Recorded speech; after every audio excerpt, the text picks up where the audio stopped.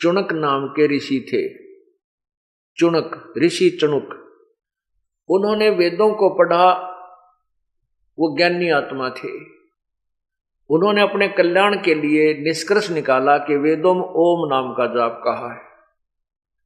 और इस काल ने एक और बीमारी पैदा कर रखी है कि जब ब्रह्मा जी कमल के फूल पर प्रकट हुए, यानी बैठा दिए काल ने, ब्रह्म ने, और ये सोचने लगे कि यह पानी ही पानी है, मैं क्या करूं, चारों तरफ कुछ दिखता है को नहीं। तो आकाशवाणी की ब्रह्म इस काल ने कि तप करो तप करो। ब्रह्मा जी ने 1000 वर्ष तक तप किया। फिर आकाशवाणी हुई कि सृष्टि करो। तपो तपो कर वाक्य सुनाया, लोक रचो बल मेरी माया। तपो तपो का एक वाक्य सुनाया ब्रह्म ने, काल ने कहा कि लोक रच, अब सृष्टि रच, बल मेरी माया। अब ब्रह्मा, देखो ब्रह्मा जी ने वेद तो बाद में प्राप्त हुए जब सागर मंथन किया, उससे पहले ही इंजेक्शन ला दिया काल ने, ब्रह्म ने आकाशवाणी करके कि तप कर। अभी वो बैठ गया, आंख मीच कर समाधि लगा कर तप कर दिया। तप करवा कर सिद्धि पैदा कर दी इसमें। तप करने से सिद्धियां आती हैं और तप से राज्य प्राप्त होता है। दो बीमारी होती, दो उपलब्धि होती है। अब ब्रह्मा जी ने तप किया तो वेद बाद में मिले।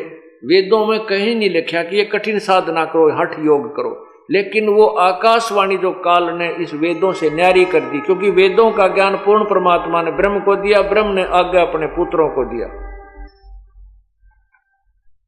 इसलिए जितने भी ये ऋषि महर्षि हुए हैं, इन्होंने वेदों को भी पढ़ा और फिर ब्रह्मा वाली वो दंत कथा भी याद रखी कि आकाशवाणी करी थी परमात्मा ने ब्रह्मा को, तप कर ब्रह्मा ने तप किया था। अब ये ऋषि महर्षि जो थे, ये ज्ञानी पुरुष वेदों को भी पढ़ा, वेदों में देखा ओम नाम है, और वेदों में कोई मंत्र जाप का नहीं लिखा है, केवल ओम नाम लिखा है। और साथ में ये भी कहा कि कोई और परमात्मा है, उसके विषय में हम नहीं जानते। यजुर्वेद अध्याय के 40वें अध्याय के 10वें श्लोक में भी यही कहा है कि उस परमात्मा के विषय में कोई तत्वदर्शी संत, यानी धीराणाम, तत्वदर्शी संतों की तलाश कर उनसे सुनो, जो वो कहें उन्हीं को करो। ये देखिएगा यजुर्वेद अध्याय नंबर 40, 44वां अध्याय श्लोक 10 में। इसमें क्या लिखा है, हे मनुष्य, यानी वेद ज्ञान दाता कह रहा है कि जैसे हम लोग मेधावी योगी विद्वान, धीराणा माने मेधावी योगी विद्वानों से जो वचन सुनते हैं, वे लोग हमारे प्रति जो कहते हैं। अब इसका सीधा अर्थ है, क्योंकि इस महापुरुष ने तो कोई ज्ञान था ही नहीं, भक्ति मार्ग का तो यो कति नल था, इसने वेदों के ज्ञान का डंगा कर रखा कति। इसका अर्थ है कि कोई तो भगवान को जन्म लेने वाला कहता है, कोई नए जन्म, संभवतः माने जन्म लेने वाला, और असंभवतः माने उत्पन्न नहीं होने वाला। जैसे इसने आगे थोड़ी सी अर्थ तो ठीक किया, लेकिन अनुवाद गलत किया है। ये देखो, यही से देख लेंगे। संभवात माने संयोग जन्य कार्य से, असंभवात माने उत्पन्न नहीं होने वाले कारण से, आहु अन्यत माने और कहते हैं, यानी कोई तो कहते हैं कि परमात्मा जन्म लेता है, संभवतः माने उत्पन्न होता है, दूसरे कहें भगवान निराकार है, जन्म नहीं लेता, सीधा सार से इसका। और कहते हैं इसका ज्ञान तो वास्तव में इसके बारे में जानकारी तो तत्वदर्शी संत, यानी धीराणाम, वो तत्वदर्शी संत बताओगे, उन तय सुनो। 8वें इस यजुर्वेद के 40वें अध्याय के फिर 13वें श्लोक में ये लिखा है कि कोई तो जिसने अक्षर ज्ञान प्राप्त कर लिया उसको विद्वान कहते हैं, और जिसने अक्षर ज्ञान नहीं है उसको अविद्वान कहते हैं। कहते हैं विद्वान और अविद्वान की व्याख्या भी वो तत्वदर्शी संत बताओगा, विद्वान कौन है, विद्वान कौन है। अब हम संस्कृत भाषा को जानने वालों को महर्षि, विद्वान, पता नहीं मंडलेश्वर, पंडित कहा करते थे, और ज्ञान उनको कह का भी कोई ना, आध्यात्मिक ज्ञान तो अब कबीर परमात्मा को अनपढ़ कहते थे, अशिक्षित कहते थे, और उन्होंने सभी वेदों के का भेद, सब ग्रंथों का भेद अपनी सिंपल लैंग्वेज में कर दिया। तो विद्वान तो कबीर परमात्मा थे। इसका अर्थ है कि विद्वान और अविद्वान की परिभाषा भी वो तत्वदर्शी संत ही बताएगा। अब एक चुनक नाम के ऋषि थे, उन्होंने वेदों को पढ़ा, उसमें देखा कि एक ओम नाम है और कोई मंत्र नहीं है। लेकिन उन्होंने ये भी पढ़ा कि पूर्ण परमात्मा के बारे में को तत्वदर्शी संत बताओगा, वहां बुद्धि इनकी काम करी को ना, तत्वदर्शी संत इनको कोई मिला नहीं। फिर अपने आप जो निष्कर्ष इन्होंने ओम नाम का निकाला, और ओम नाम के साथ साथ फिर तप, वो ब्रह्मा जी की वह गुंडी अड़गी कि ब्रह्मा जी ने भी तप किया था, विष्णु जी ने भी 12,000 वर्ष तप किया, श्री शिव जी ने भी 88,000 वर्ष तप किया, वो लोक वेद और साथ रहता। इस आधार से ये ऋषि जन ओम नाम का जाप भी करते, साथ में फिर समाधिस्थ यानी तप करने की तप अवश्य करते। तो उस ऋषि ने बहुत वर्षों तक तप किया, जिससे उसमें सिद्धियां आ गई और वो एटम बम बन गया। ये काल यही चाहता है कि इस जीव का मैं दुरुपयोग करूं, यो डले डोए जा, और जब समय आओ मैं इसका रिमोट से इसका प्रयोग कर लूं, सिद्धियां तैयार करके और ऊपर से रिमोट से इसके अंदर प्रेरणा करके ना जाने उसके साथ उससे क्या कुकर्म करवा देता है। अब ये चुनक ऋषि वेदों के अनुसार ब्रह्म साधना में लीन हो गया, बहुत वर्षों तक तप करता रहा, इसमें बहुत जबरदस्त सिद्धियां आ गई, वचन में शक्ति हो गई। एक मानधाता नाम का चक्रवर्ती राजा था, पूरी पृथ्वी पर उसका शासन था। ये चक्रवर्ती राजा 2-4 साल में 10 वर्ष 5 वर्ष में 2 वर्ष में अपनी पूरे राज्य की एक छानबीन करते हैं कि कोई अन्य मेरे अधीन जो राजा है उसने मेरी सदस्यता को, मेरे प्रभुता को अस्वीकार तो नहीं कर दिया। उसके लिए वो क्या करता है, एक घोड़ा उसके खाली छोड़ दिया जाता है, उसके गले में एक स्टार चिपका दिया जाता है, विज्ञापन लगा दिया जाता है कि ये राजा का घोड़ा है, और जिसने राजा की जो पराधीनता स्वीकार नहीं है वो उस घोड़े को पकड़ दे, युद्ध के साथ लिए तैयार हो जा। राजा के पास 72 अक्षौणी 72 करोड़ सेना है, ये उस पर लिखा गया। पीछे उसके हजारों की संख्या में सैनिक चल पड़ते हैं, घोड़ा अपनी मर्जी से घूमता रहता, कहीं जाओ किसी साइड में चले, और उसको घोड़ा जा रहा था, घोड़ा और पीछे पीछे सैनिक। चुनक ऋषि की झोंपड़ी के कुटिया के सामने से वो पूरा लपटता गया। कुछ दिनों के बाद वो सारा घूम घाम कर वापस आ गया, किसी ने घोड़ा पकड़ा नहीं। तो वापस जब आ रहे थे, लौट रहे थे, चुनक ऋषि ने फिर देखे हुए जो के तू। चुनक ऋषि ने उन सैनिकों से पूछा, रे सैनिकों कहाँ गए थे, और ये इस घोड़े के ऊपर सवार किस लिए नहीं भाई, घोड़े पर तो सवार ही होना चाहिए। तो वो उन्होंने कहा सैनिकों ने कि ऋषि जी ये राजा मानधाता का घोड़ा है और इस घोड़े पर बैठ नहीं सकते।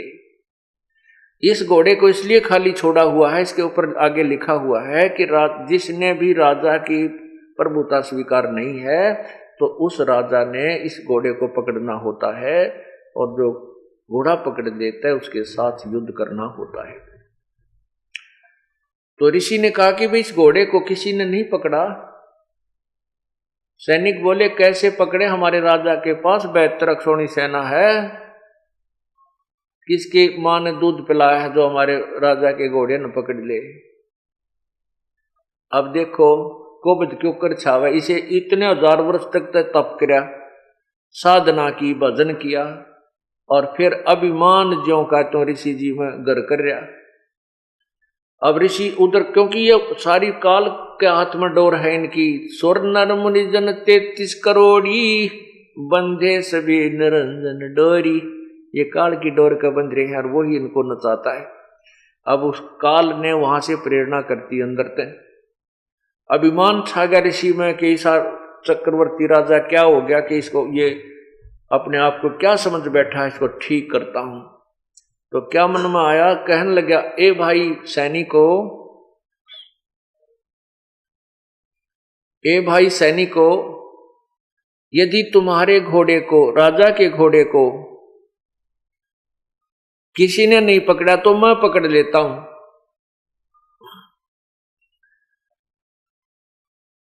वो सैनिक बोले, रे कंगाल, ओ कंगले, दाने तेरे खाने को नहीं है और तू युद्ध करेगा मानधाता चक्रवर्ती राजा के साथ। तो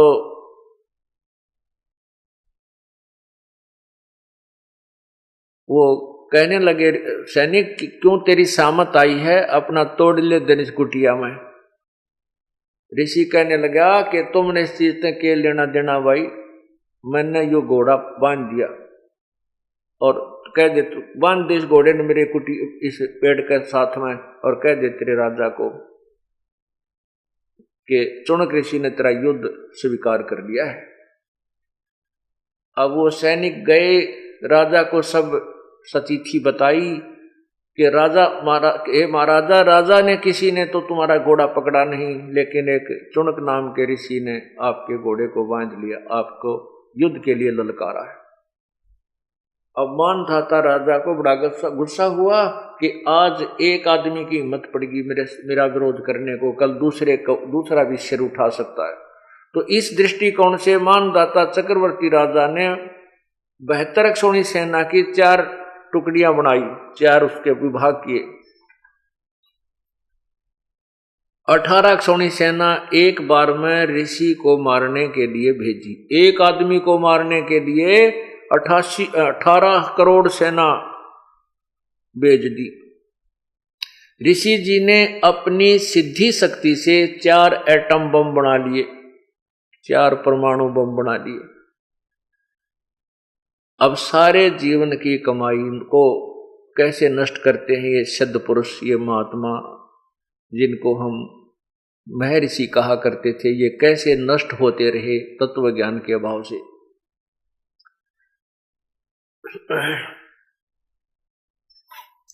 अब 4 पुतली बना ली, 4 एटम बम बना दिए। एक एटम बम यानी सिद्धि छोड़ दी, 18 करोड़ सेना को कत्लेआम कर दिया। राजा ने दूसरी भेज दी 18 करोड़ की, ऋषि ने दूसरी पुतली छोड़ दी। इस प्रकार 72 अक्षौणी सेना का नाश कर दिया। किसने? चुनक ऋषि ने, महर्षि ने। यहां कबीर परमात्मा कहते हैं 72 अक्षौणी खा गए वो चुनक ऋषिश्वर एक, दे धारे जोरा फिर ये सभी काल के बेख। के 72 अक्षौणी खा गया वो चुनक ऋषिश्वर, ऋषियों में भी श्रेष्ठ ऋषि उसके ये लक्षण हैं। 72 अक्षौणी खा गया वो चुनक ऋषिश्वर एक, और दे धारे या मौत पर ये सभी काल के भेख। ओ तेरे, कहते ये ऋषि नहीं, यह तो शरीर धार का जिंदी जागती मौत घूमे थी, दे धारे मौत फिर ये जोरा फिर ये सभी काल के भेख। इस ज्योति नंदर यानी ब्रह्म के साधक उपासकों के ये लक्षण है। अब उस चुनक ऋषि के साथ क्या बनेगी? अब जो उसने तप किया उसके बदले में वो कभी राजा बनेगा, और जो 72 करोड़ सैनिक मार डाले वो पाप उसके दूसरे बैड अकाउंट में डिपॉजिट हो गया, और तप का फल जब वो भोग लेगा फिर उसने पाप कर्मों को भोगने का नंबर आओगा, कुत्ता बनेगा, शर में कीड़े पड़ेंगे, और वो 72 अक्षौणी सेना जो मार रखी थी वो कीड़े बनकर उस कुत्ते बने हुए ऋषि की आत्मा को, शरीर को खाएंगे। खाज लगेगी, टांग टूटेगी, लूचरा होगा, फिर कितने गधा बनेगा। ये ब्रह्मटी इन ज्ञानी आत्माओं की होगी। इसलिए गीता ज्ञानदाता कहता है कि ये ज्ञानी आत्मा थे तो उदार है तो अच्छी आत्मा, पर मेरे वाली घटिया से घटिया साधना में ही आश्रित रहे।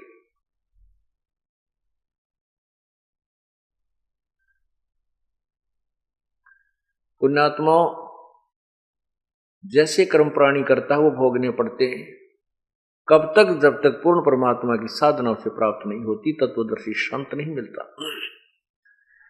एक समय की बात है, दो गुरु शिष्य चले जा रहे थे। एक मछियारा मछली पकड़ पकड़ कर बाहर जाल भर भर कर बाहर गिरा था, वो तड़प तड़प कर मर रही थी। उस शिष्य ने पूछा, गुरुदेव इस पापी प्राणी का क्या हर्ष होगा, इसको क्या सजा मिलेगी इस मछियारे को? ऋषि जी बोला, बेटा फिर बताऊंगा। शिष्य बोला, बेटा फिर बताऊंगा। 4, 5, 10 वर्ष के बाद देखा कि एक हाथी का 2-2.5 वर्ष का बच्चा उछल कूद करे था। उछल कूद करता करता 2 वृक्षों के बीच में फंस गया और उसने झटकम पटकम होकर उछल कुछल करके वो निकलता गया, पर उसके कीड़े पड़ गए, जख्म हो गया। वर्षा के दिन थे, उसमें कीड़े पड़ गए, वो पड़ा पड़ा चंगाड़ मार रहा है और उसके शरीर पर अनगिन कीड़े उसमें चल रहे हैं। अब उस गुरु शिष्य दोनों उधर से गुजरे तो शिष्य ने पूछा, है गुरुदेव इस पापी प्राणी को कौन से पाप का दंड मिला है? तब गुरुजी ने बताया कि ये बताऊंगा बेटा, ये हाथी वाली जो बच्चा हाथी का, ये वो आत्मा है जो शिकार मछियारा था, जो उस दिन मछली पकड़ पकड़ कर बाहर पटका था। और ये जितने कीड़े पड़ रहे हैं ना, ये सारे वो मछलियां वाली आत्मा, इनका अपना बदला ले रहे हैं बेटा। बदला कहीं ना जात है 3 लोग के माही, सतगुरु मिले कबीर से तो सतलोक ले जाही। 3 लोक में तो अदला बदला सबने भोगना पड़ेगा, लेकिन सतगुरु कबीर जैसे, यानी कबीर जैसे का अर्थ है ये नहीं कि कबीर साहब ही मिले, यानी कबीर जी का दास, उन्हीं के पद चिन्हों पर चलने वाला, उन्हीं की शक्ति उनके अंदर काम कर रही हो, उसके ऊपर परमात्मा कबीर जी प्रसन्न हो, उस संत की प्राप्ति के उपरांत आपका मोक्ष होगा, सतलोक ले जाए जाओगे। अब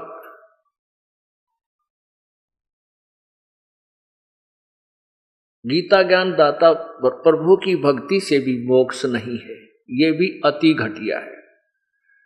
अब इसलिए कहा कि अर्जुन उस परम पिता, उस परम तत्व, परमात्म तत्व यानी पूर्ण परमात्मा की भक्ति को समझने के लिए तत्वदर्शी संतों की खोज करो,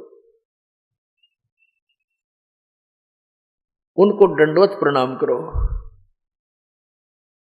अब देखिएगा गीता अध्याय नंबर 4 के मंत्र 34 में, इसमें यह भी कहा है, गीता अध्याय नंबर 4 के श्लोक 34 में, 4 के ये 34 में,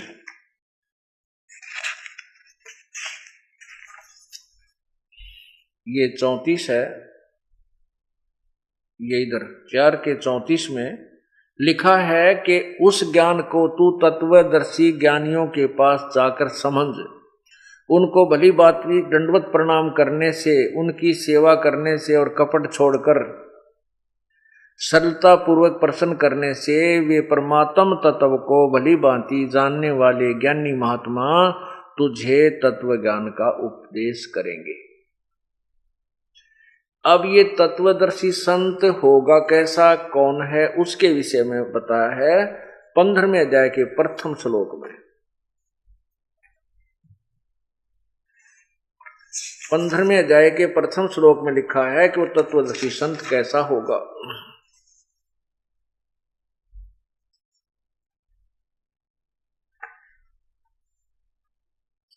अथ पंचदशो अध्याय ऊर्ध्व मूलम, प्रथम श्लोक। ऊर्ध्व मूलम, ऊर्ध्व माने ऊपर को, मूलम माने जड़, अध शाखम नीचे को शाखा वाला, तीनों गुण रूपी शाखा, अश्वत्थम प्राहु अवम छंदासी यस्य प्रणानी यह तम वेद स वेदवित, यानी उल्टे लटके हुए संसार रूपी वृक्ष, जो ऊपर को तो मूल मालिक रूपी, तो मूल परमात्मा रूपी तो जड़ है, नीचे को तीनों गुण रूपी शाखा है, उस अविनाशी संसार रूपी वृक्ष को और अन्य उसके जो छोटे छंदासी माने छोटे छोटे जो हिस्से, उन सब को जो जानता है, यह तम वेद जो उसको जानता है, स वेदवित वह वेद के जानने वाला विद्वान यानी तत्वदर्शी संत है। इन्होंने अनुवाद कैसे किया है कि ऊर्ध्व मूलम आदि पुरुष परमेश्वर मूल वाले, अधः शाखम या अधः का अर्थ नीचे को होना चाहिए। इन ब्रह्मा रूप मुख्य शाखा वाले नहीं, अधः माने नीचे। इन्हीं के अनुसार देखिए इन्होंने यहां अधः माने, ये देख अधः माने नीचे अर्थ किया है। हमने कुछ नहीं लेना, अपनी तरफ से कुछ नहीं लेना, इन्हीं के द्वारा किए हुए को सेट करना है। अधः माने नीचे है, हम इसको नीचे ही लेते हैं। यहां देखना, अधः शाखम नीचे को शाखा वाले संसार रूपी पीपल के वृक्ष को अविनाशी कहते हैं। वेद जिसके पत्ते कहे हैं, उस संसार रूपी वृक्ष को जो पुरुष यानी संत मूल सहित तत्व से जानता है, वह वेद के तात्पर्य को जानने वाला है, अर्थात वो वेद को सही समझता है और समझाता है। ये ज्ञान, ये वेद परमात्मा ने आकर बोला था, अक्षर पुरुष एक पेड़ है निरंजन वा की डार, ये तीनों देवा शाखा है भाई पात रूप संसार। ये देखिएगा, ये तत्व ज्ञान यानी उस उल्टे लटके हुए संसार रूपी वृक्ष के विषय में आपको ऊपर जड़ नीचे शाखा वाला उल्टा लटका हुआ संसार रूपी वृक्ष का चित्र। ऊर्ध्व मूलम ऊपर को जड़ वाला, अधः शाखम नीचे को, ये देखो ये तीनों गुण रूपी शाखा, रजगुण ब्रह्मा, सतगुण विष्णु, तमगुण शिव जी। अब ये भी इसी गीता जी में लिखा है, 15वें अध्याय के 2, 3, 4 श्लोक को पढ़ करके फिर इसको समझाएंगे, आसानी से समझ में आएगा। ये 15वां अध्याय, और अभी आपने दूसरा श्लोक पढ़ लिया, पहला पढ़ा, दूसरा पढ़ो कि उस संसार रूपी वृक्ष की तीनों गुण रूप, है ये जल से बड़ी हुई नहीं, यहां देखना, अधः च ऊर्ध्वम प्रसरता तस्य शाखा गुण प्रवर्धा, विषय प्रवाला, अधः च मूलानि अनुसंततानि कर्मा अनुबंधनी मनुष्यलोके। उस संसार रूपी वृक्ष की तीनों गुण रूप, रजगुण ब्रह्मा, सतगुण विष्णु, तमगुण शिव जी रूपी विषय भोग रूप कोपलों वाली देव मनुष्य आदि तरह योनि शाखा नहीं, विषय पर वाला शाखा यानी गुण, ये तीनों गुण रूपी विषय वासनाओं की, विषय विकारों की ये शाखा नीचे और ऊपर, सर्वत्र नहीं। अधः माने नीचे, नीचे क्योंकि पृथ्वी लोक पर यु ज्ञान बोला जा रहा था, नीचे पाताल लोक है, ऊपर स्वर्ग है। नीचे पाताल में, ऊपर स्वर्ग में इन तीनों भगवानों की रेंज है, तक फैली हुई है। मनुष्य लोक में और कर्मों के अनुसार बांधने वाली ये मूलानी यानी मुख्य कारण है, ये जड़े हैं। ब्रह्मा विष्णु महेश ही जीव को बांधते हैं, आपने 14वें अध्याय के 5वें श्लोक में भी पढ़ा था। और नीचे और ऊपर ये व्याप्त हो रही हैं सभी लोकों में। अब तीसरा हम देखना, इस संसार वृक्ष का स्वरूप जैसा कहा है वैसा यहां विचार काल में नहीं है। गीता ज्ञानदाता कहता है कि जो ये संसार रूपी वृक्ष है यानी संसार की सृष्टि के विषय में मैं नहीं जानता, यहां विचार काल में इस गीता ज्ञानदाता में, मैं गीता के ज्ञान में मैं नहीं बता सकता। यहां देखना, नहीं पाया जाता, क्योंकि न तो इसका आदि है और न इसका अंत है, और न ही इसकी अच्छी प्रकार सचिथी है। इसलिए इस सुविरुद्ध मूलम, इस दृढ़ मूल वाले संसार रूपी पीपल के वृक्ष को दृढ़ वैराग्य रूप शस्त्र द्वारा काटकर, असंग शस्त्रेण छित्वा, यहां इसका अर्थ है कि तत्व ज्ञान रूपी शस्त्र से काट कर समझकर, उसके पश्चात तत्व ज्ञान रूपी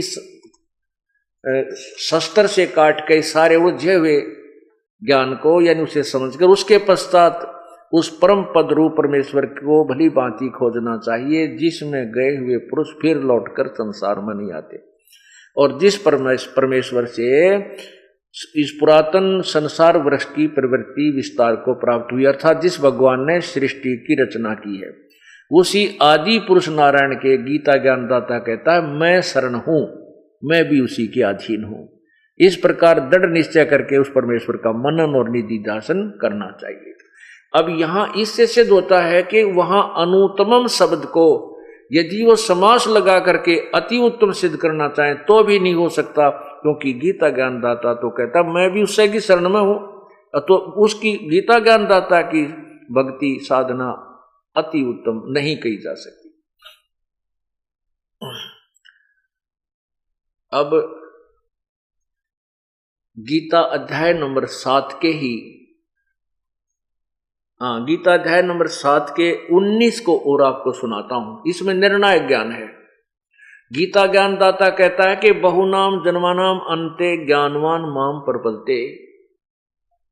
बहुत बहुत जन्मों के अंत के जन्म में कोई ज्ञानवान ज्ञानी मेरी भक्ति में लगता है, ना तो कोई किस्से की पूजा, कोई देवी की, कोई देवता को 4 ईंट ला के उड़ा पूजा करता रहता है। लेकिन वासुदेव सर्वमिति स महात्मा सुदुर्लभ, ये बताने वाला कि न तो ब्रह्मा विष्णु महेश की पूजा से लाभ है, पूर्ण लाभ है, न ही ब्रह्म से न परब्रह्म से, उस वासुदेव यानी सर्वव्यापक परमात्मा, सबके मालिक एक परमात्मा की भक्ति करने से ही लाभ होगा, पूर्ण मोक्ष होगा, ये बताने वाला साधु तो बड़ी मुश्किल से मिलेगा, सुदुर्लभ है। ये देखिएगा 7वें अध्याय का 19वां श्लोक। अभी आपने गीता जी के अध्याय नंबर 7 के मंत्र 18 को पढ़ा था। गीता अध्याय नंबर 7 मंत्र 18 का आपको पढ़ा था आपने। इसमें लिखा है कि उदारा ये सभी उदार हैं, परंतु ज्ञानी तो मेरा स्वरूप ही है, ऐसा मेरा मत है, क्योंकि वह मदगत मनबुद्धि वाला ज्ञानी भक्त अनुतमाम का अर्थ अति उत्तम लिखा है, अति उत्तम स्वरूप मुझ में ही अच्छी प्रकार सतित है। अब देखिए 19 में क्या कहा है, यहीं पर देखो, पहले इसकी संस्कार देखते हैं। बहुनाम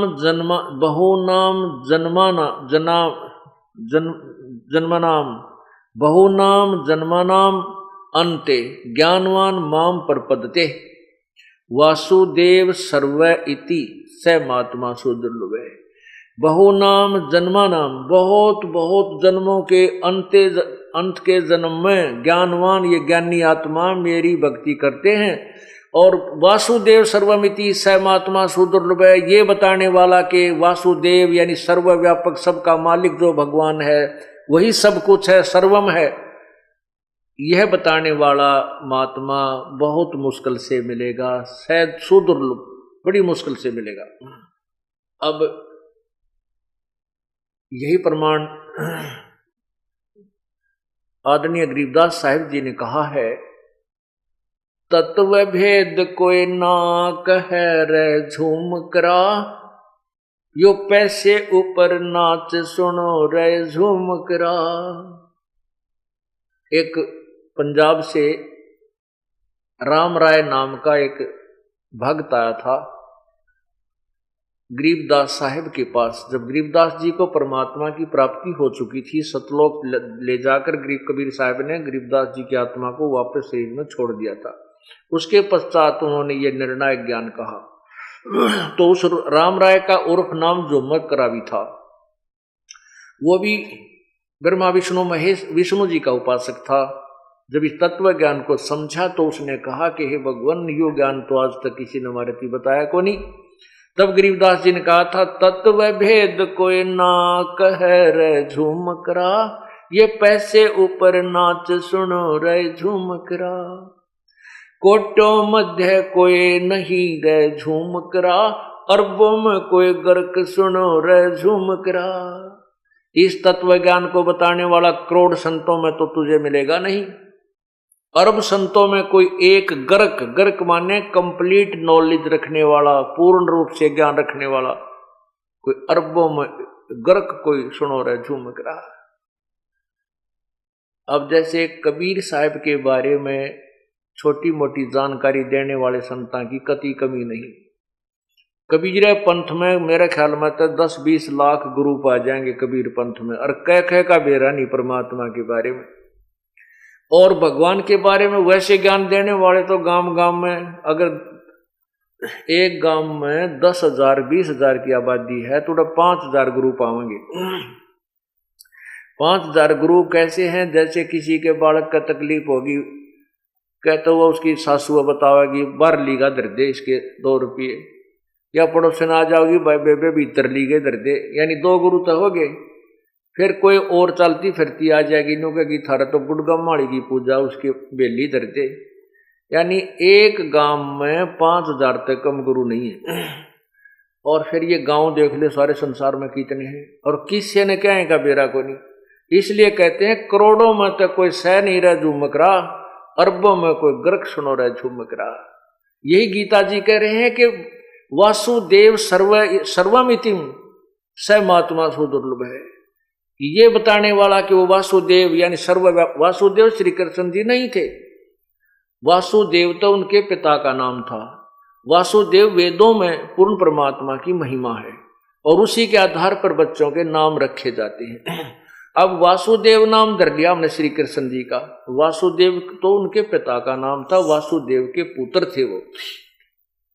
वासुदेव का अर्थ होता है कुल का मालिक, सबके ऊपर जिसका शासन हो, यानी चक्रवर्ती, उसको वासुदेव कहते हैं।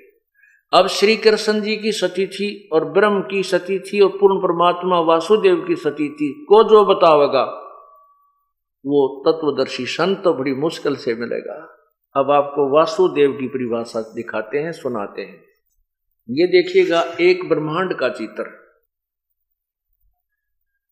ये एक ब्रह्मांड है। पुण्यात्माओं, अब आप कोई बालक नहीं हो, सब शिक्षित हैं और इतने अच्छे इंटेलिजेंट अब इंसान हो चुका है कि ये कंप्यूटर जैसे ऐसे माइनर कितने सेंसिटिव इंस्ट्रूमेंट बना लिए। ये इसी तरह अध्ययन करने से, क्लास अटेंड करने से और ट्यूशन तक ला करके वो ज्ञान प्राप्त हुआ। इसीलिए आपने थोड़ा समय निकालना पड़ेगा इस तत्व ज्ञान को समझने के लिए। अब देखिएगा ये एक ब्रह्मांड का चित्र, एक ब्रह्मांड का लघु चित्र। इसमें ये एक ब्रह्मांड है, इसको अंड कहो चाहे ब्रह्मांड कहो। ये अंडे जैसी इलिप्टिकल शेप है इस सारे ब्रह्मांड की। ये सारा एक ब्रह्मांड है। इसमें नीचे देखिएगा ये एक विष्णु जी का लोक है, ये ब्रह्मा का लोक है, ये शिव जी का लोक है और ये स्वर्ग और नरक साथ साथ है। और ये पृथ्वी लोक है, ये पाताल लोक है। ये पृथ्वी लोक, ये पाताल लोक। इसमें भी जीव हैं, मनुष्य हैं और इसमें भी मनुष्य हैं और यहां पर भी ये देव भी मनुष्य ही हैं। और ये स्वर्ग में, इस स्वर्गलोक पे, इस पृथ्वी लोक पे और इस पाताल लोक पे, इन तीन लोकों में, इन तीन लोकों पर रजगुण ब्रह्मा, विष्णु और शिव, ये तीनों भगवान, ये इनकी राजधानियां हैं। यहां से बैठे इन तीन लोकों के ऊपर ये कंट्रोल करते हैं। बस इस ब्रह्मलोक में भी इनका अधिपत्य नहीं है। ये ब्रह्मलोक है, पीछे देखिए, ये ब्रह्मलोक है। ये जो ब्रह्मलोक है इसके अंदर भी ब्रह्मा विष्णु महेश का कोई अधिपत्य नहीं। यहां पर ये स्वयं इनका पिता सदाशिव महाब्रह्मा, महाविष्णु और महाशिव रूप में रहता है और अपने साथ अपनी पत्नी दुर्गा को महालक्ष्मी, महापार्वती और महासावित्री रूप में रखता है। यहाँ इसने तमोगुण प्रधान अक्षेत्र, रजोगुण प्रधान अक्षेत्र और सतोगुण प्रधान अक्षेत्र बनाए हुए हैं। यहाँ रह करके इन तीनों पुत्रों की उत्पत्ति करता है। इनको यहाँ से उठा करके फिर यहाँ ला करके इस सागर में, ये जो पूरा समुद्र भरा पड़ा चारों तरफ, इस समुद्र में ला करके रख देता है यहाँ। और बहुत अक्षेत्र, लंबा चौड़ा क्षेत्र है ये समुद्र का। फिर यहाँ से उठा करके इनको दुर्गा तीनों को होश में ला करके इन एक एक स्थान पर छोड़ देती है। इनका तीनों का ब्याह कर देती है।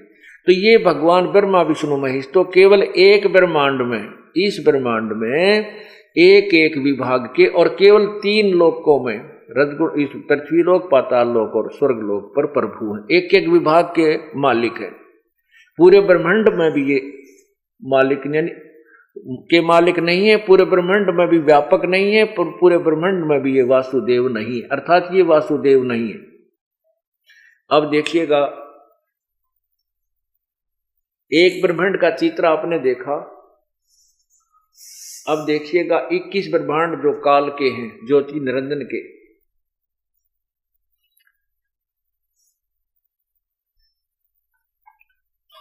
ये देखिएगा पूरे ज्योति निरंजन काल ब्रह्म के लोक 21 ब्रह्मांड का लघु चित्र।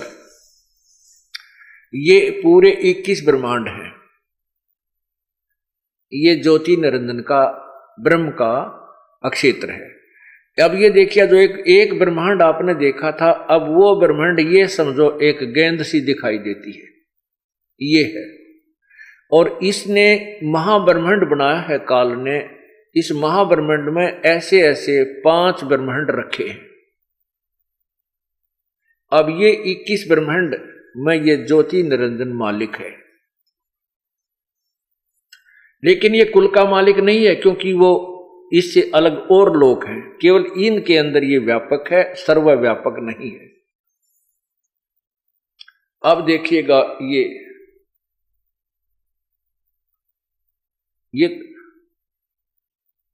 अब देखिएगा नीचे, ये नीचे देखना, ये जो है, ये तो आप अभी आपने देखा था। ये सारे जो देखे थे ये 21 ब्रह्मांड। एक ब्रह्मांड देखा था वो तो ये गेंद सी बनगीब, और ये 21 ब्रह्मांड आपने देखे हैं न्यारे न्यारे ज्योति निरंजन के। तो अब इनकी ये स्थिति समझो, ये इतनी स्थिति आ गई ये। और ये जो ब्रह्मांड है 7 संख ब्रह्मांड पर ब्रह्म के, ये ब्रह्म के 21 ब्रह्मांड, ये पर ब्रह्म के 7 संख ब्रह्मांड है। तो ये ब्रह्म भी सर्व वासुदेव नहीं है और पर ब्रह्म भी कुल का मालिक वासुदेव नहीं है। क्योंकि अब यहां देखिए, ये केवल 7 संख ब्रह्मांड में व्यापक है, सर्वव्यापक नहीं है, सबका वासुदेव नहीं है। अब ये देखना असंख्य ब्रह्मांड, अब असंख्य ब्रह्मांड, ये पूर्ण परमात्मा के असंख्य ब्रह्मांड, ये छोटे छोटे जो दिखाई देते हैं ये सब ब्रह्मांड है। ये जो दिखते हैं आपको, ये ऐसे, ये सब ब्रह्मांड हैं, असंख्य ब्रह्मांड। इनका मालिक, इन सब का मालिक सर्वव्यापक वासुदेव कबीर परमात्मा पूर्ण ब्रह्म है, सत्य पुरुष है। यहां देखना, पूरा देखो इसको एक बार। अब गीता जी में बताया है कि वासुदेव सर्वमितिम स महात्मा सुदुर्लभ। ये बताने वाला कि वासुदेव यानी सर्वव्यापक परमात्मा पूर्ण ब्रह्म ही सब कुछ है, वही सृष्टि रचनहार है, वही कुल का मालिक है। उसी की पूजा से जीव का मोक्ष होगा, अन्य उपासना से जीव का पूर्ण मोक्ष नहीं होगा। ये बताने वाला संत तो कहते हैं बड़ी सुदुर्लभ है, बड़ी मुश्किल से मिलेगा। बहुनाम जन्मानाम अन्ते ज्ञानवान माम परपदते। बहुत जन्मों के अंत के जन्म में कोई ज्ञानी आत्मा ब्रह्म तक की साधना करता, ना तो नीचे के तीनों गुणों की रजगुण ब्रह्मा, सतगुण विष्णु, तम गुण शिव जी, या कोई और अन्य उपासना, कोई जय गणेश देवा कहते इस तरह की पूजा में लगे रहते हैं। और वासुदेव सर्वमितिम सहमात्मा सो दुर्लभ है, ये बताने वाला कि वो पूर्ण परमात्मा ही सब कुछ है, सर्वव्यापक वो परमात्मा यानी वासुदेव ही पूजा के योग्य है, वही पूर्ण मोक्षदायक है, वही कर्मों के बंधन को काटता है, वही जीव की उम्र भी बढ़ा देता है, वो सब दुखों का निवारण करता है। ये बताने वाला संत तो बड़ी मुश्किल से मिलेगा। अब 7वें अध्याय के 29वें श्लोक में गीता ज्ञानदाता ने कहा है कि उस ब्रह्म को जानकर, उस ब्रह्म को जानने के पश्चात और पूरे आध्यात्मिक ज्ञान को जानने के पश्चात और मुझे समझने के पश्चात ये जीव फिर यहाँ से जन्म और मृत्यु के लिए छूटने का प्रयत्न करता है, यहाँ की किसी वस्तु की डिमांड नहीं करता। क्योंकि जब तत्व ज्ञान आपको हो जाएगा उसके बाद आपके यहाँ के संसारिक सुख की कति चाह नहीं रहेगी। आप तो यहाँ से पीछा छुटवाने की कोशिश करोगे, क्योंकि आपको पता चल जाएगा कोट जन्म तन भर मत होगे, कुछ ना हाथ लगा रे, कुकर शुकर खरबया बोरे, कौवा हंस बुगारे। कोटि जन्म तू राजा की न मिटी न मन की आशा, भिक्षुक होकर दर दर घूम्या मिला न निर्गुण रासा। इंद्र कुबेर ईश की पदवी ब्रह्मा वरुण धर्मराया, विष्णुनाथ के पुर को जाके फिर भी उल्टा आया। दोज असंख्य जन्म तन मरत्या होगे, जीवित क्यों न मरे रे, द्वादश मध्य महल मठ बोरे, बहुर न देह धरे रे। दोजक भिस्त सभी तय देखे, राजपाट के रसिया, तीन लोक से तरपत नाही, ये मन भोगी खसिया। सतगुर मिले तो इच्छा मिटे, पद मिल पदे समाना, चल हंसा उस लोक पठाऊं, जो आद अमर अस्थाना। चार मुक्ति जहाँ चंपी करती, माया होरी दासी, दास गरीब अभय पद पर से, वो मिले राम अविनाशी। आपको ये ज्ञान हो जाएगा तत्व ज्ञान से कि यहाँ तो कुछ भी सौदा नहीं है, चाहे आज हम करोड़पति हो जाए, कल मृत्यु होगी तो गदापति बने पावाएंगे।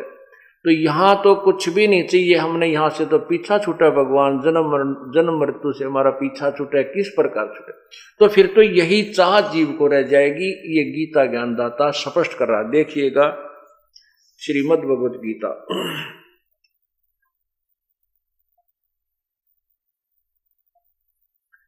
इसके 7वें अध्याय के और 29वां श्लोक आपको सुनाते हैं। है 7वां अध्याय, नीचे देखिए श्लोक नंबर 29।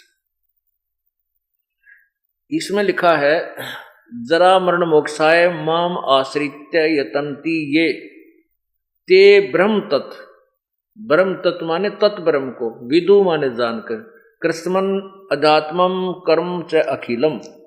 इसका अनुवाद देखिए क्या है।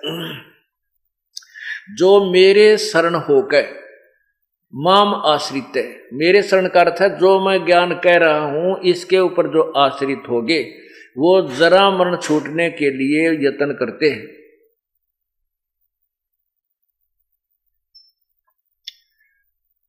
अब ये क्या कह रहा है गीता ज्ञानदाता कि जो मेरे शरण होकर, मैं जो ज्ञान दे रहा हूं इस पर आश्रित जो हो गया, तत्वदर्शी संत ने ढूंढ लेगा और फिर उसके ज्ञान पर आश्रित समझ लेगा, तो जरा और मरण से छूटने के लिए यत्न करते हैं। वे व्यक्ति तत् ब्रह्म, तत् माने उस, ब्रह्म माने ब्रह्म को यानी परमात्मा को, और संपूर्ण अध्यात्म को तथा संपूर्ण कर्मों को जानते हैं। जो मेरे इस ज्ञान को समझ लेंगे और तत्वदर्शी संत की खोज कर लेगा, तो फिर वो यहाँ से जन्म और मृत्यु, वो संपूर्ण अध्यात्म को तथा संपूर्ण कर्मों को जान जाएगा, और फिर वो उस परमात्मा को, तत्ब्रह्म को, संपूर्ण अध्यात्म को तथा संपूर्ण कर्मों को जानते हैं। जो मेरे इस ज्ञान को आश्रित होकर के तत्वदर्शी संत के पास चले गए, उनको पूर्ण ज्ञान हो गया, फिर वो उस ब्रह्म को और संपूर्ण अध्यात्म को तथा संपूर्ण कर्मों को जानते हैं। ओए कितना साफ लिखा है, देखिएगा। जो मेरे शरण होकर जरा और मरण से छूटने के लिए यत्न करते, इसका वास्तविक अर्थ ये है कि जो तत्वदर्शी संत के पास जाने के बाद उस ब्रह्म को जानते हैं उस ब्रह्म को, तत्ब्रह्म माने उस परमात्मा को, संपूर्ण अध्यात्म को तथा संपूर्ण करणों को जानते हैं, वे जन्म और मरण से छूटने के लिए ही प्रयत्न करते हैं। इसका सीधा अर्थ यूं है, अनुवादकर्ताओं ने इसको उलट सुलट कर दिया, फिर भी बहुत कुछ मिलता जुलता है। अब इस तत्ब्रह्म के बारे में गीता ज्ञान दाता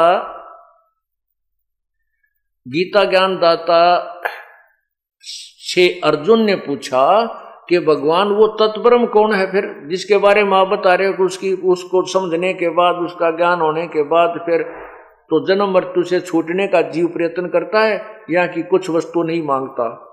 ये देखिएगा, अभी आपने ये 29वां श्लोक पढ़ा है, ये संपूर्ण तत्ब्रह्म को, उस ब्रह्म को, अध्यात्म को तथा संपूर्ण कर्मों को जान, ये 30वां 7वें अध्याय में 30 श्लोक हैं, ये यहां समाप्त हो जाता है। अब 8वां देखिएगा, ये 8वां अध्याय शुरू हो गया। इस 8वें अध्याय में प्रथम मंत्र में अर्जुन ने पूछा, किम तत्ब्रह्म, किम अध्यात्म, किम कर्म पुरुषोत्तम, किम अधिभूतम च किम प्रोक्तम अधिदेवम किम उच्यते।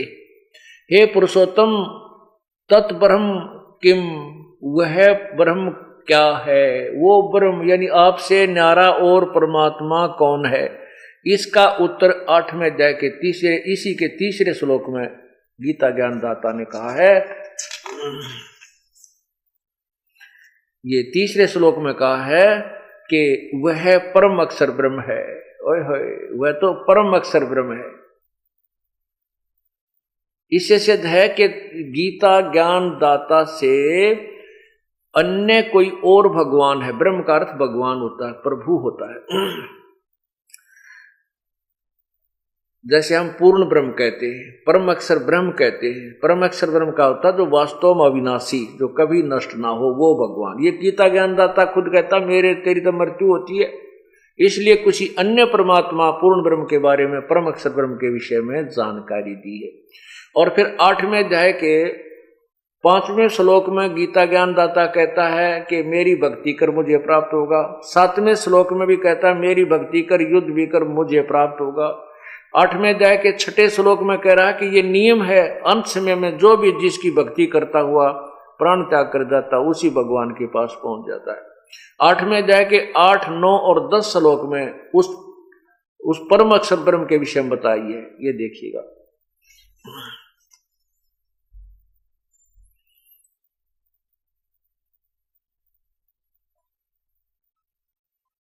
आठवें अध्याय का नीचे देखो, 5वां श्लोक है। जो पुरुष अंत काल में भी मुझको ही स्मरण करता हुआ शरीर को त्याग कर जाता है, वह साक्षात मेरे स्वरूप को प्राप्त हो जाता है, इसमें कोई संशय नहीं। अब 6ठे में क्या कहा है? छठे से पहले 7वां पढ़ लेना, फिर 6ठा समझ में आओगा। 7वें में क्या लिखा है कि हे, इसलिए हे अर्जुन, तू सब समय में मेरा स्मरण कर और युद्ध भी कर। इस प्रकार मुझ में अर्पण किए हुए मन बुद्धि युक्त होकर निसंदेह मुझको ही प्राप्त होगा। अब 6ठे में क्या कहा है कि ये 6ठा है, हे कुंती पुत्र अर्जुन, अंत काल में जिस जिस भी भाव को स्मरण करता हुआ शरीर का त्याग कर जाता है, उसको प्राप्त होता है, सदा उसी भाव से भावित रहता है। इसका ये तात्पर्य है कि अंत समय में जो जिसके अंदर आस्था रखता है, जिसकी पूजा करता है, स्मरण करता हुआ शरीर त्याग कर जाता है, उसी को प्राप्त होता है। अभी 7वें तक तो कह दिया अपने बारे में। 8वें में देखो, 8वें श्लोक में, 8वें अध्याय के 8वें श्लोक में लिखा है, हे पार्थ, यह नियम है कि परमेश्वर के, गीता ज्ञान दाता से अलग है कोई परमेश्वर। हे पार्थ, ये नियम है कि परमेश्वर के ध्यान अभ्यास रूप से योग से युक्त दूसरी ओर न जाने वाले चित्त से निरंतर चिंतन करता हुआ परम प्रकाश रूप दिव्य पुरुष को, अर्थात परमेश्वर को ही प्राप्त होता है। आगे देखो, 3 श्लोक लगातार लिखे हैं। जो पुरुष यानी जो व्यक्ति, ये कवियम शब्द है, ये कवियम का अर्थ है कबीर देव, कबीर प्रभु, लेकिन हम यहां इसको नहीं छेड़ते। अब यहां यही सोच के, जो पुरुष सर्वज्ञ अनादि सबके नियंता, सूक्ष्म से भी अति सूक्ष्म, सबके धारण पोषण करने वाले, धारण पोषण ये इसी के 16वें 17वें श्लोक में आपका धारण पोषण शब्द काम आएगा, करने वाले अचिंत स्वरूप, सूर्य के सदृश नित चेतन प्रकाश रूप, यानी सूर्य जैसा चमकदार भगवान, अविद्या से अति परे शुद्ध सच्चिदानंद परमेश्वर का श्रवण करता है। यानी अपना तो बता दिया 8वें अध्याय के 7वें और 5वें में, और परमात्मा पूर्ण ब्रह्म के विषय में बता रहा है। वह जो श्रवण करता है वह भक्ति युक्त साधक पुरुष अंत काल में योग बल से, यानी भक्ति की कमाई से, भरकुटी के माध्यम से प्राणों को अच्छी प्रकार स्थापित करके फिर निश्चल मन से श्रवण करता हुआ तम यानी तत्ब्रह्म, तम यानी उस दिव्य पुरुष, दिव्य रूप परम पुरुष परमात्मा को ही प्राप्त होता है। तम यानी उस तत्ब्रह्म, उस परमात्मा परम अक्षर ब्रह्म को प्राप्त होता है, वो जो अन्य परमात्मा है।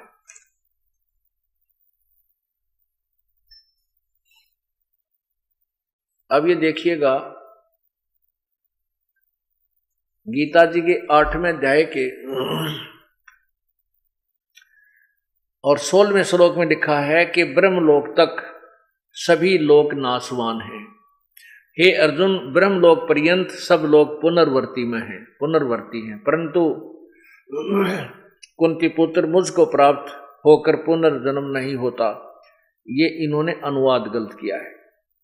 यहां इसका अर्थ बनता है कि माम उपेतु, परंतु मेरे को प्राप्त होकर भी पुनर्जन्म होता है जो न विद्यते। विद्य का अर्थ होता है जानना, विद्या शब्द से धातु से बना है, तो विद्यते माने जानना होता है। तो जो ये नहीं जानते कि मुझे प्राप्त होने वाले भी जो तत्व ज्ञान से परिचित नहीं है, उनका भी पुनर्जन्म होता है, क्योंकि ब्रह्मलोक तक पर्यंत सभी लोग पुनर्वर्ती में हैं, अर्थात ये भी जन्म मृत्यु में आते हैं। अब 8वें अध्याय का अब 3 परमात्मा आपको यहां सिद्ध करते हैं। 8वें अध्याय के 18वें श्लोक में देखिए, इधर आकर के नीचे,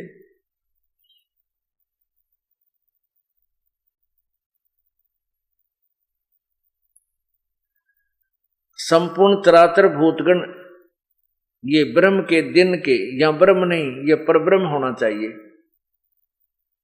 क्योंकि ये बहुत लंबा विस्तृत ज्ञान है, समय आने पर बताएंगे।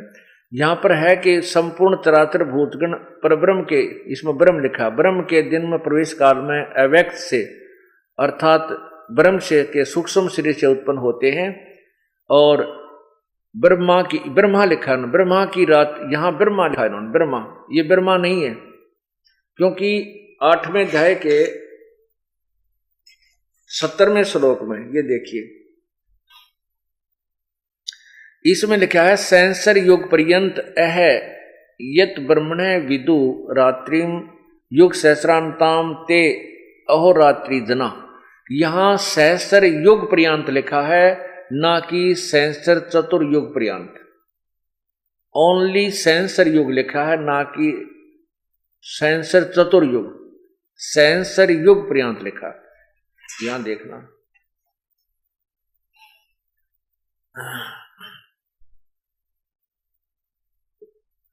इसका अनुवाद किया है इन्होंने, ये ऊपर देखिएगा।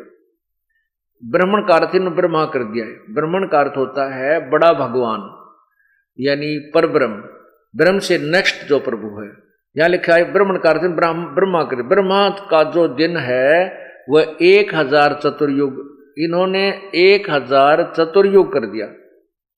नहीं, ये मूल संस्कृत बता रही है सहस्र युग पर्यंत, 1000 युग, नोट चतुर्युग, चतुर्युग नहीं है, यह केवल सहस्र युग है। परब्रह्म की जो व्याख्या है वो अलग से बनती है। इस थोड़ी सी तत्व ज्ञान को समझने के लिए हमने मोटा मोटा सा और कुछ बारीक सा भी समझना होगा।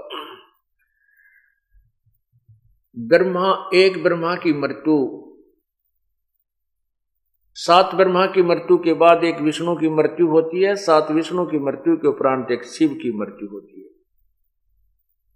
ब्रह्मा जी की मृत्यु कैसे होती है, कितना समय है कि 1000 चतुर्युग का तो ब्रह्मा का दिन है, इतनी ही रात्रि है, और 30 दिन रात का 1 महीना, 12 महीनों का 1 वर्ष और 100 वर्ष की ब्रह्मा जी की आयु। एक चतुर्युग में कितने युग होते हैं? सतयुग, त्रेता, द्वापर और कलयुग, 4 युग, और इनके कुल मिलाकर के 43,20,000 वर्ष होते हैं। अब देखिए, एक चतुर्युग में 43,20,000 वर्ष, और फिर ऐसे ऐसे 1000 चतुर्युग की का दिन, इतनी रात, और फिर 30 दिन का महीना, 12 वर्ष का 1 वर्ष, 100 वर्ष की ब्रह्मा की आयु। ये चतुर्युग है। ब्रह्मा जी की जो काउंटिंग है आयु की, वो चतुर्युग से है, और परब्रह्म की काउंटिंग जो आयु की जो गिनती है वो केवल ब्रह्म युग से है, 1000 युग से है। कैसे है कि 7 फिर कहते हैं 70,000 जब ये शिव मर लेंगे। कौन से शिव? ये काल के पुत्र। 7 ब्रह्मा की मृत्यु के बाद एक विष्णु की मृत्यु, 7 विष्णु की मृत्यु के बाद एक शिव की मृत्यु, ऐसे फिर ये 70,000 जब शिव मर लेंगे तब ये ब्रह्मलोक में रहने वाला काल मरेगा, एक ब्रह्मांड का विनाश होगा, वो परब्रह्म का एक युग होगा। पुण्यात्मा, ये है वो ज्ञान जो इस समय की स्थिति को जानता है, वो तत्वदर्शी संत। ये भी गीता जी के अध्याय नंबर 8 के मंत्र 19 में आपको बताएंगे।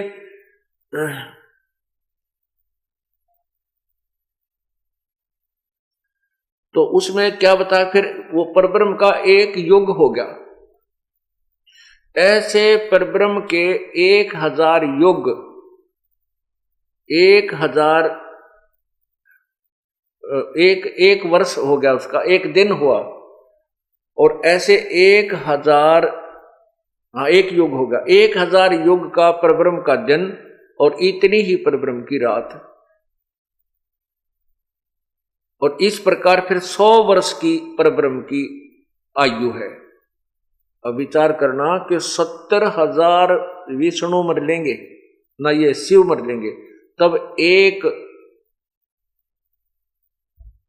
एक युग काल मरेगा। कहां? ब्रह्मलोक में। इसलिए कहता है कि अर्जुन, तेरे और मेरे जन्म और मृत्यु अलौकिक है, यानी दिव्य है। मैं और तरह से मरता हूं। ये एक ब्रह्मांड में मर कर इसका विनाश हो जाएगा ब्रह्मांड का, ये दूसरे में जाकर शरीर धारण कर लेता है। इसी प्रकार फिर उसमें इतने वर्ष के बाद उसमें मर जाता, फिर सब प्राणियों लेकर ये दूसरे में चला जाता है। ऐसे 1000 युग जब परब्रह्म के हो जाएंगे तब इसके पूरे किस ब्रह्मांडों का विनाश हो जाएगा। वो एक रात्रि होएगी, एक रात्रि यानी इतने वर्षों तक परब्रह्म की रात्रि में ये सभी जीव वहां पड़े रहेंगे, कोई सृष्टि नहीं होगी। 1000 युग, परब्रह्म के 1000 युग के बाद फिर सृष्टि शुरू होगी। ऐसे परब्रह्म की मृत्यु होगी, क्योंकि फिर 1000 युग का एक दिन, इतनी रात्रि, 30 दिन का, उस 30 दिन का फिर परब्रह्म की जन्म, 1 महीना, 12 महीने का वर्ष और 100 वर्ष की आयु। परब्रह्म भी मरेगा, लेकिन पूर्ण परमात्मा की कोई आयु नहीं है, वो पूर्ण ब्रह्म है। तो यहां पर ब्रह्मण यानी परब्रह्म का एक दिन में, परब्रह्म के दिन में तो वो 1000 युग की रात्रि में, दिन में तो प्रगट होते हैं, और 1000 रात्रि युग तक वो लीन रहते हैं। अब यहां पर देखना 3 भगवान। एक तो काल स्वयं अपने आप को अव्यक्त कहता है 7वें अध्याय के 24वें श्लोक में।